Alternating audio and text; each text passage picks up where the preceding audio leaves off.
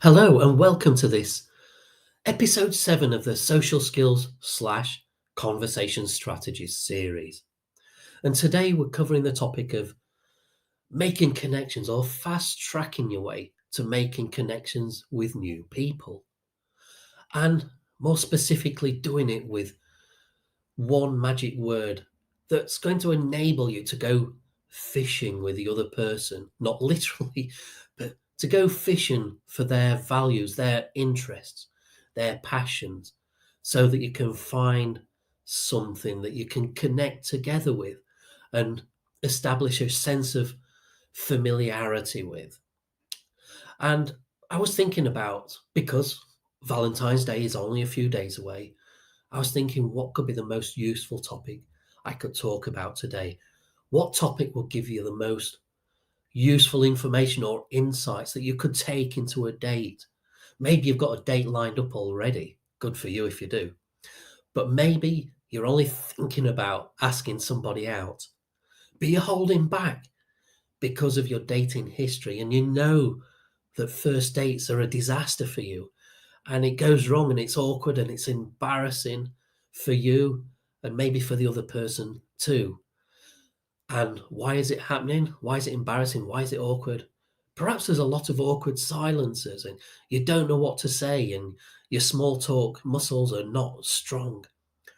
And so you're holding back because you know history is going to repeat itself. And while holding back might seem the right thing to do, if you haven't had a conversation with yourself and ask yourself, what am I going to do different this time round that's going to break the mold, break the pattern of these disasters on these dates?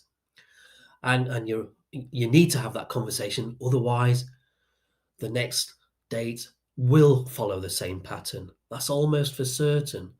So you have to ask yourself, what am I going to do different this time?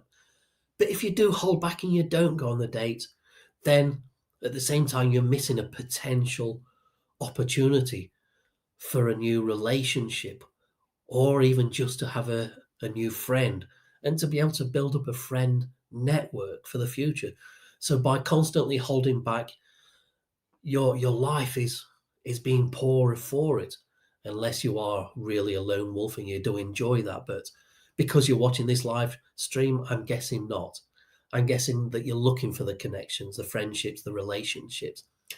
And so for that reason, I was debating between two topics on which could best help you out in the eve of Valentine's Day. And as I'm thinking about this, in the background was a show on the TV called Celebrities Go Dating.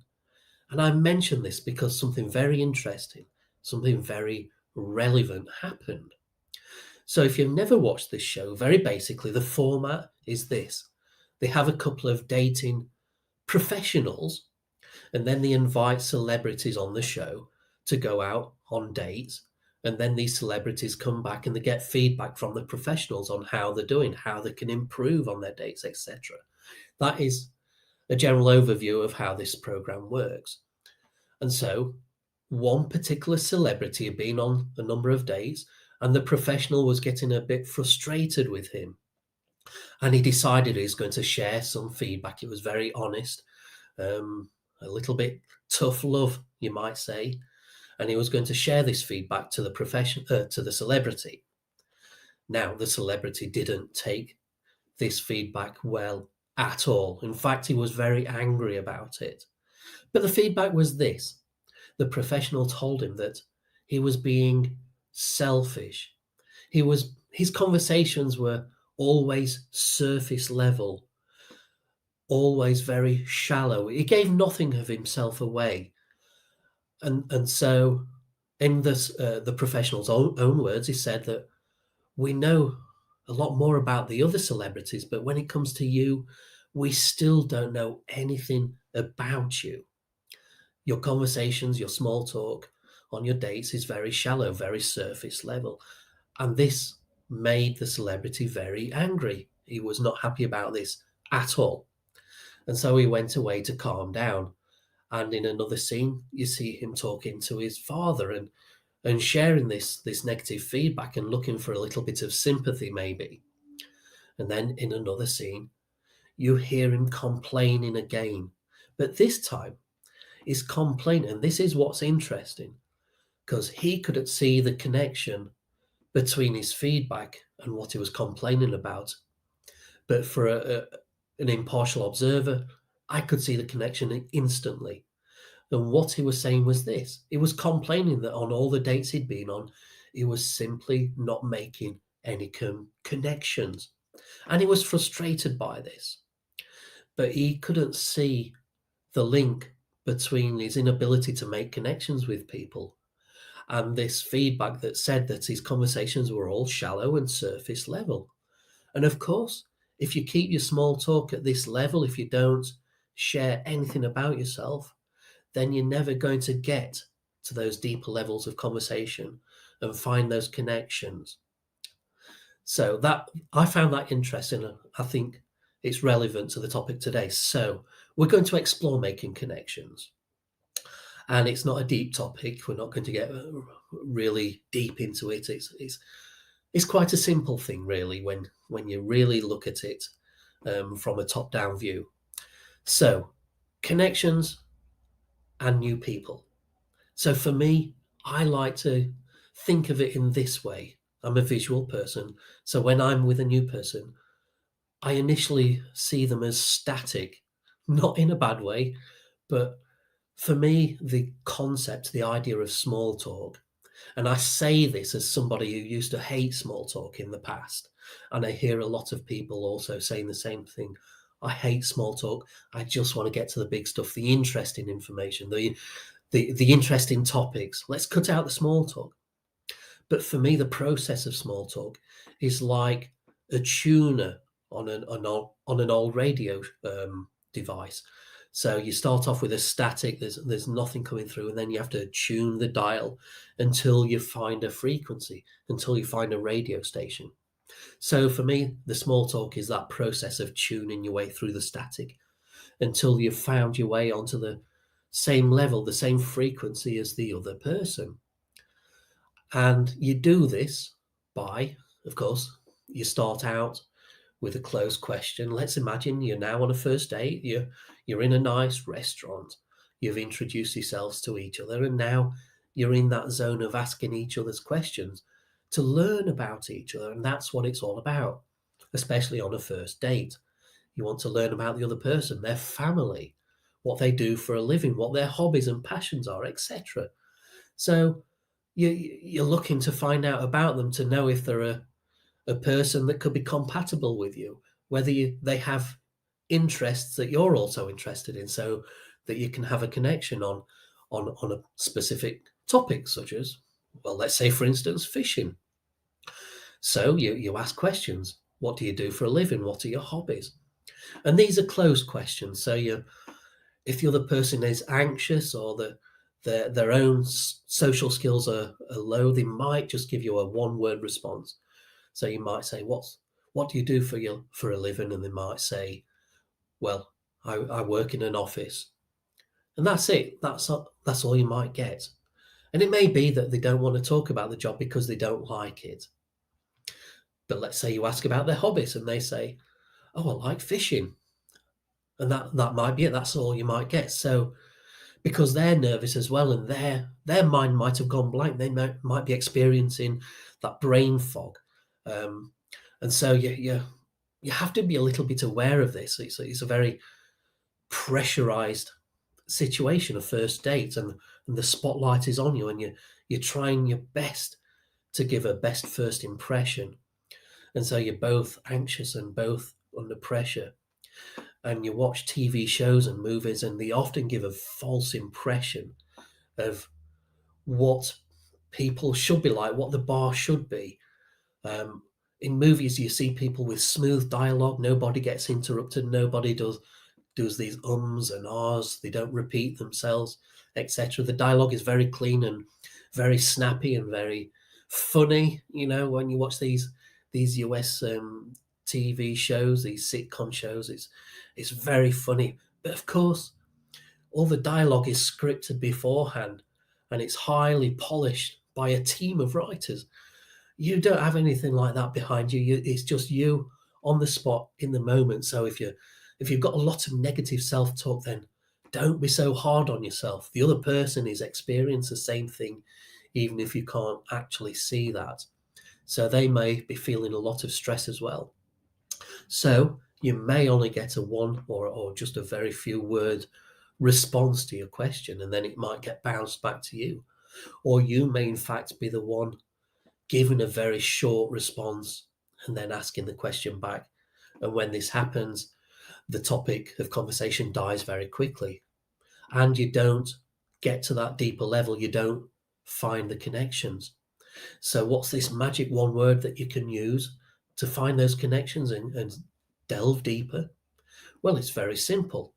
You ask somebody what your hobby is, what your passion is, and they say, well, it's fishing. I enjoy fishing, or I enjoy poker. I enjoy online poker, whatever it is. And then they stop. And so you can now ask them, why? Not in an interrogatory sense, of course, but in a sense of, oh, that's interesting. Why fishing? Why poker? What what attracted you to that? What first got you interested in that? It's the why. Why is that your hobby? Why is that interesting to you? And this one word, this three-letter word, can apply to any answer. So you might ask somebody where they come from or where they live, and they might say, well, I come from London, or I come from Cheltenham, wherever it is. And you can say why, but not just like that, not a cold, hard why, but, oh, Cheltenham, why do you come from there? And they might have been born there, so it might sound a little bit silly, but of course, they may have moved there, and it might be interesting to find out why they've moved there. And now you might be finding out why they moved there and the reasons why, and you might other information might start coming to the surface of why they moved there. Maybe they moved there with their parents, or maybe they moved there for a job. I once went to Ireland for a job interview, and this was just before the 7/11 attacks, and I was going for a computer programming job. It was an open day, 20 other people on this open day, and I was one of the lucky two that got chosen. Unfortunately, after the 7/11, all the IT jobs seemed to dry up overnight, so I didn't get it. But if I had got that job, then I would have moved to Ireland for this job, and I would have lived there in this little town. And that would have been an interesting story if somebody asked me, oh, why do you come from there, or why do you live there? And I've got an interesting little backstory as to why I lived there. And so you see, this one little word enables you to go below the surface and find the information behind why somebody does something, or why they're interested in something. Why do you come from there? Why are you living there? Why is that your passion? Why is that your hobby? Why do you do that for a job? Now, when it comes to jobs, a lot of people maybe don't like to talk about it, but it is a common topic to ask. But maybe somebody is doing a job purely to pay the bills. It's not something they enjoy. Maybe that's you, and you don't like being asked what you do for a living, and that may be a reason that you use to avoid socializing in the first place, because you're so self-conscious about the job that you do that you want to avoid situations where you get asked about it. If you're a very shy person, you have social anxiety, this may be true for you. I speak from experience. In my deep, dark past, this would be something for me. I've done some jobs that I really didn't like, and a few jobs that I really, really didn't like. These days, they make up a part of my history, and some of them are very good little anecdotes that I'll share in future live streams. So you have to be a little bit conscious of when you ask somebody what they do for a living. If they only give you a short reply, it may be because they don't want to talk about it. And so you have to be a little bit congruent with their body language, and get a sense of whether they might be willing to open up further about it. But if you see closed body language, you get a sense that they might not want to talk about it, then don't press them on that particular subject. But if you don't want to, if you do want to explore it further, then go with a fishing word. Why? Why do you do that job? And they may say, well, it's just to pay the bills, but this is what I want to do. This is what I'm aiming towards. And this is a strategy you could use too. If you're in a job you don't want to talk about, you can say, well, this is what I do for a living, but I don't enjoy it. It's only there to pay the bills in the short term. This is what I'd really like to do. And then you can get into another why. Oh, why? Why would you like to do that? What interests you about that? What first attracted you to that vocation, etc. So why opens a lot of doors, and of course you've got the wise teammates. The what, why, how, when, etc. So these are all enabler words that enable you to go fishing for connections. And when you find connections, it's because you're going below the surface, the shallow top end of the conversation, and you're finding people's interests, and you're looking to see whether they resonate with your own interests. And so now you've got some compatibility, some familiarities, similarities that you can both talk about and share stories, because a good conversation is really just an exchange of anecdotes. And when you get into that zone, that's when you know you're in the flow state and you're having a good conversation and you're having a good date. Now, of course, you might not find those connections, and that's okay. The other person might not be for you, you might not be for them. But at least if you've died for those connections and you've put in a little bit of work, you've tuned through the static and you looked for their frequency. If you've not found it, or the connection is not good, then at least you know. But if you always stay at the surface level, then you never know, and you miss an opportunity. But if you get there, then you might find that connection, and good things come out of it. Maybe a relationship. Relationships lead to other things. But unless you got over that initial bridge in the first place, you're not ever going to get to that bigger, better stuff. So that's it. That's my topic for today on fast tracking connections. Very simply, why do you do that? What interested you about that? What makes that interesting to you?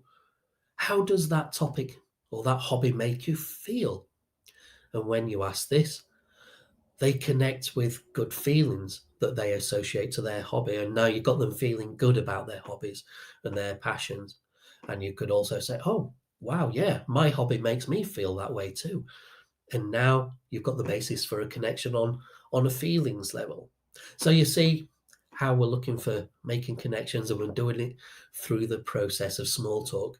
And that's why small talk is so important, and why it should be a main topic in schools, but it's not, but it should be, because you need small talk in everyday situations.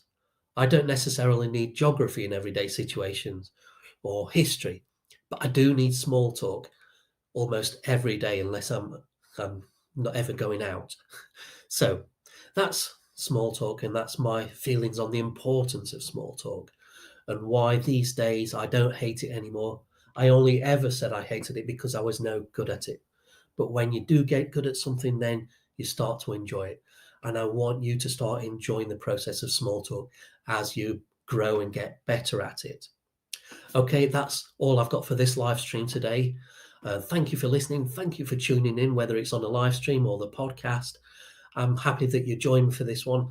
I hope my delivery is getting better. There's less fluff, less padding, and I'm meeting my own goal of cleaner communication, and that's my own personal goal through these live streams. And I hope I met that today. If you like the live stream, go to lifeconfident.com/live stream. Sign up, and you get access to all the previous live streams, PDFs that go with the live stream so that you can download it and print it off, have it as a reference, or just upload it to your phone so that you've got a quick reference guide to the conversation strategies that we do once or twice a week. And it's all there. And you've also got access to any workshops that we run for conversation super strategies if you really want to accelerate your way forward in your progression of developing social skills and your small talk abilities.